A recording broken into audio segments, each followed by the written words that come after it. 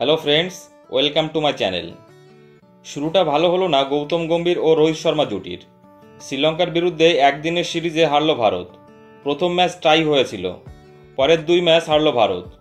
বুধবার তৃতীয় একদিনের ম্যাচে 110 রানে জিতল শ্রীলঙ্কা। 27 বছর পর দ্বিপাক্ষিক সিরিজে ভারতকে হারালো শ্রীলঙ্কা। গোটা সিরিজে ভারতকে ভুগিয়েছে শ্রীলঙ্কার স্পিন বোলিং। তৃতীয় ম্যাচেও সেই ছবিটাই দেখা গেল। এই সিরিজে শ্রীলঙ্কা স্পিনারদের বিরুদ্ধে মোট 27টি উইকেট হারিয়েছে ভারত, যা 3 ম্যাচের দ্বিপাক্ষিক সিরিজে সর্বাধিক। মহেশ থিকসানা, জেফ্রি ভান্ডারাস ও ওয়েলালাগারের সামনে দাঁড়াতেই পারল না ভারতীয় ব্যাটাররা। প্রথম দুই ম্যাচের মতো এই ম্যাচের আগেও ব্যাট করতে নেমেছিল শ্রীলঙ্কা। শুরুটা ভালো করেন দুই ওপেনার নিশাঙ্ক ও আবিষ্কা ফার্নান্ডো। ভারতীয় পেসারদের সামলান দুই ব্যাটার। 89 রান যোগ করেন তারা। 45 রান করে আউট হন নিশাঙ্ক। দ্বিতীয় উইকেটে কুশাল মেন্ডিসের সঙ্গে জুটি বাঁধেন আবিষ্কার। ভারতের বোলারদের তাদের সমস্যা ফেলতে পারেনি কোনোভাবেই।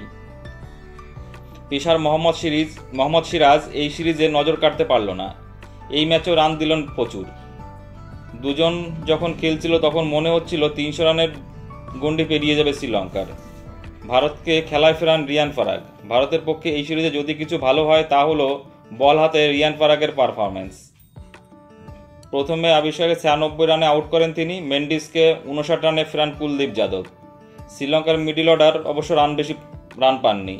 পরাগ আরও 2টি উইকেট নেন। শেষ পর্যন্ত 50 ওভারে 7 উইকেট হারিয়ে শ্রীলঙ্কা করে 148 রান। শেষ 77 রানে 6টি উইকেট পড়ে শ্রীলঙ্কার। ভারত এই ম্যাচে 9 জন ব্যাটার নিয়ে খেলছিল। 9 নম্বরে ছিল ওয়াশিংটন সুন্দর। তারপরেও ব্যর্থ হলো ব্যাটিং। রোহিত রান তাড়া করতে নেমে নিজের পরিচিত কায়দায় খেলছিল। 20 বলে 35 রান করেন রোহিত। বিরাট কোহলি করেন 20 রান। বাকিরা ব্যর্থ। শুভমন গিল 6 রান, ঋষভ পান্ত 6, শ্রেয়স আয়ার 8, অক্ষয় প্যাটেল 2, রিয়ান পরাগ 15, শিবম দুবে 9 রান করেন।